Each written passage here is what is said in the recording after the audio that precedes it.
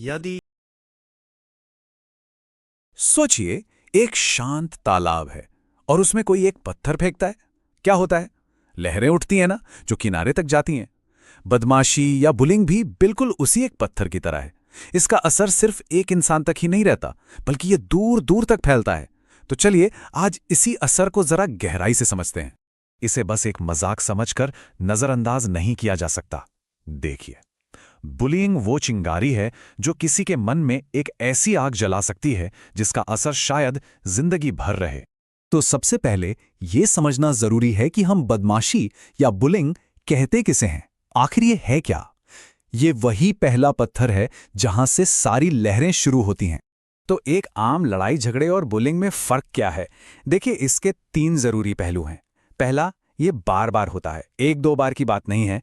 दूसरा, ये जानबूझकर किया जाता है, मजाक में नहीं। और तीसरा, जो सबसे जरूरी है, इसमें एक पावर इम्बैलेंस होता है।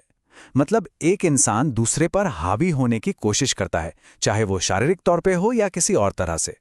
और हाँ, बुलिंग के कई रूप होते हैं। ये सिर्फ धक्का मुक्की या मारपीट तक ही नहीं है। किसी को बार बार नाम लेकर चिढ़ाना, उसके बारे में झूठी अफवाहें फैलाना ताकि सब उससे दूर हो जाएं, या फिर आज के जमाने में ऑनलाइन सोशल मीडिया पर किसी को तंग करना, ये सब बुलिंग ही है। तो जब ये पत्थर पानी में गिरता है तो सबसे पहली लहर किसे छूती है? जाहिर है, उस इंसान को जो इसका शिकार हो रहा है। और अक्सर वो कुछ संकेत देते हैं जिन्हें पहचानना जरूरी है।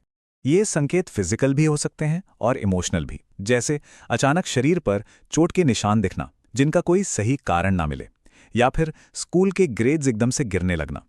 हो सकता है वो दोस्तों से कटने लगें, अकेले अकेले रहने लगें, या हर वक्त उदास और परेशान दिखें। यहाँ तक कि उनके खाने पीने और सोने के पैटर्न में भी बदलाव आ सकता है।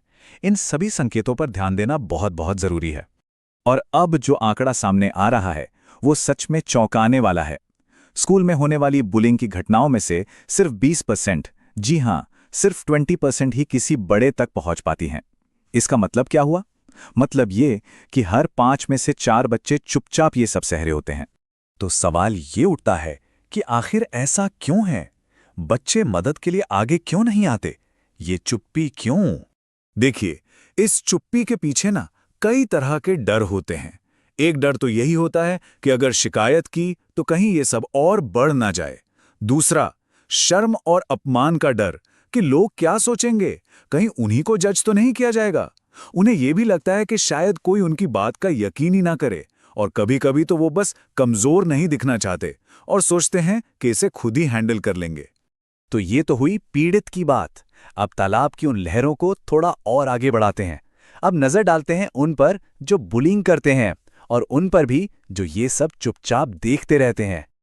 अच्छा, तो कोई किसी को परेशान करता ही क्यों है? इसके पीछे भी कई वजहें हो सकती हैं। हो सकता है उन्हें अटेंशन चाहिए हो, या शायद बदला लेने की भावना हो। कभी कभी तो कम सेल्फ एस्टीम की वजह से भी लोग ऐसा करते हैं। और हाँ दोस्तों, का दबाव या अपनी एक इमेज, एक रेपुटेशन बनाए रखने की चिंता भी एक बड़ा कारण हो सकता है।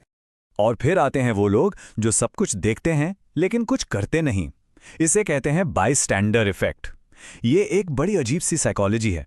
जब कोई घटना बहुत से लोगों के सामने हो रही हो तो हर कोई यही सोचता है कि कोई और कुछ करेगा, और इसी चक्कर में कोई भी कुछ नहीं करता। और ये चुप्पी बुलिंग करने वाले को और भी ज्यादा हिम्मत देती है। लेकिन जो लोग देख रहे हैं वो सिर्फ दर्शक नहीं हैं, वो बहुत कुछ बदल सकते हैं। वो सेफ तरीके से बीच में आकर बुलिंग करने वाले को रोक सकते हैं, या फिर किसी भी तरह से ध्यान भटका सकते हैं ताकि मामला शांत हो जाए। वो आसपास के दूसरे लोगों को साथ में आने के लिए कह सकते हैं।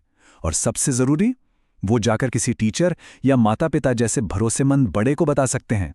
तो अब सवाल आता है कि इन बढ़ती लहरों को रोका कैसे जाए, इस साइकिल को कैसे तोड़ा जाए। इसके लिए एक मजबूत बांध बनाने की जरूरत है, एक ऐसा सिस्टम जहां हर लेवल पर इसका हल मौजूद हो। इसमें माता पिता का रोल बहुत बड़ा होता है। सबसे पहला काम है बच्चे से बात करना और उन्हें यकीन दिलाना कि ये उनकी गलती बिल्कुल नहीं है। अगला स्टेप, स्कूल से बात करना, टीचर, प्रिंसिपल, काउंसलर, सबसे। अगर ये सब ऑनलाइन हो रहा है तो सोशल मीडिया के रिपोर्टिंग टूल्स का इस्तेमाल करें। और हाँ, अगर बात शारीरिक नुकसान या हिंसा की धमकी तक पहुंच जाए तो पुलिस को इन्वॉल्व करने में जरा भी संकोच नहीं करना चाहिए। बिल्कुल। और स्कूलों की भी अपनी जिम्मेदारी बनती है। उन्हें एक एंटी बुलिंग कमेटी बनानी चाहिए जिसमें स्टाफ, पेरेंट्स सब शामिल हों। बुलिंग के खिलाफ सख्त नियम बनाने चाहिए और उन्हें लागू भी करना चाहिए। स्कूल में जगह जगह नोटिस लगे होने चाहिए जो इसके अंजाम के बारे में बताएं। और जिन बच्चों को स्पेशल ज़रूरतों की आवश्यकता है उनके लिए खास आईईपी प्लान्स के जरिए उनकी सेफ्टी सुनिश्चित की जानी चाहिए। लेकिन यह मामला सिर्फ पेरेंट्स और स्कूल तक का नहीं है। इसे एक समाज के तौर पर भी देखना होगा। इसके लिए हमें सिस्टमिक रिस्पॉन्स की ज़रूरत है जिसमें हमारे कानूनी नियम कायदे भी शामिल हैं। अगर हम भारत की बात करें तो यहाँ रैगिंग और बुलिंग के गंभीर मामलों के लिए इंडियन पीनल कोड में कई धाराएं हैं, जैसे कि सेक्शन 506 जो क्रिमिनल इंटिमिडेशन यानी धमकी देने के लिए है, या सेक्शन 306 जो किसी को आत्महत्या के लिए उकसाने पर लगता है।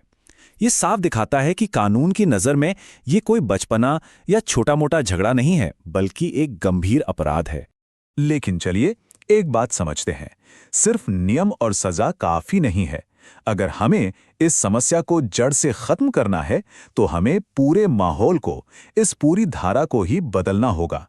हमें एक दूसरे के प्रति सहानुभूति यानी एम्पैथी का कल्चर बनाना होगा। एक बहुत सीधी और सच्ची बात है, बुलिंग जो है वो चुप्पी में, अकेलेपन में पनपती है, और एम्पैथी वो एक कम्युनिटी में साथ मिलकर पनपती है। जब हम एक दूसरे की परवाह करना शुरू करते हैं, एक दूसरे को समझने की कोशिश करते हैं, तो बुलिंग के लिए जगह अपने आप खत्म हो जाती है। और इसकी शुरुआत कहाँ से होती है?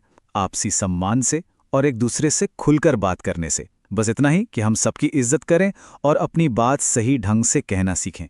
तो आखिर में सवाल ये नहीं है कि लहरें तो उठेंगी ही, सवाल ये है कि आज हम कौन सी लहर शुरू करने वाले हैं।